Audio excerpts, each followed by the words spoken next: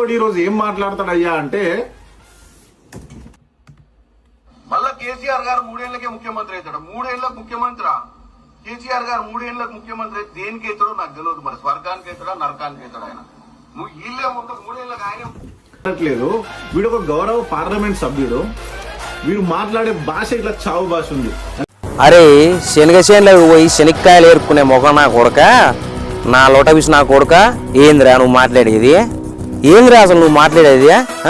వాడు వీడని మాట్లాడుతున్నావు బిడ్డ, ఖబర్దార్ బద్దలు బాసింగాలు అవుతాయి, గుర్తుపెట్టుకో. తెలంగాణకు సంస్కృతిని నేర్పింది నీ కేసీఆర్ బాపు.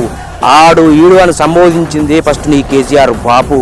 అయినా ఏందిరా స్వర్గానికి అవుతాడా నరకానికి అవుతాడా అన్నది తప్పేంద్రా భయ్. మీ కేసీఆర్ బాపు దేశం మొత్తం తిరిగి వచ్చిండు, ఎక్కడెక్కడ తిరిగి వచ్చిండో అక్కడక్కడ మొత్తం భూస్థాపితం అయిపోయింది. తెలుసు కదరా నీకు ఇది. స్వర్గానికి అవుతాడా నరకానికి అవుతాడా? స్వర్గంలో ఉన్న నా తెలంగాణ అమరవీరులను క్షమాపణ అడుగుమాను.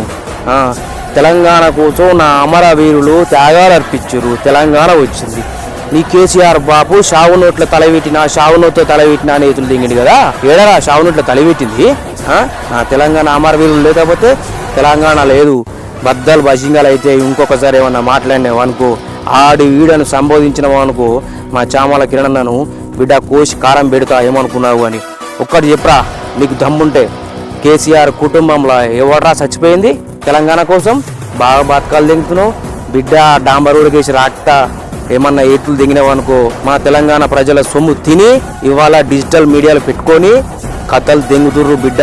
కోసి కారం పెడతా, నిమ్మకాయలు విండుతా, లేకపోతే అల్లం వెల్లిపేసి రాక్తా మరి ఏమనుకోని.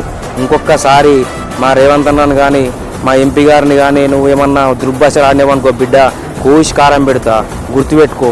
తెలంగాణ కోసం కల్వకుంట్ల కుటుంబంలో ఎవ్వడు సావలే. తెలంగాణ వచ్చింది మా అమరవీరుల వల్ల. మా తల్లి సోనియమ్మ ఇచ్చింది తెలంగాణ, గుర్తుపెట్టుకో.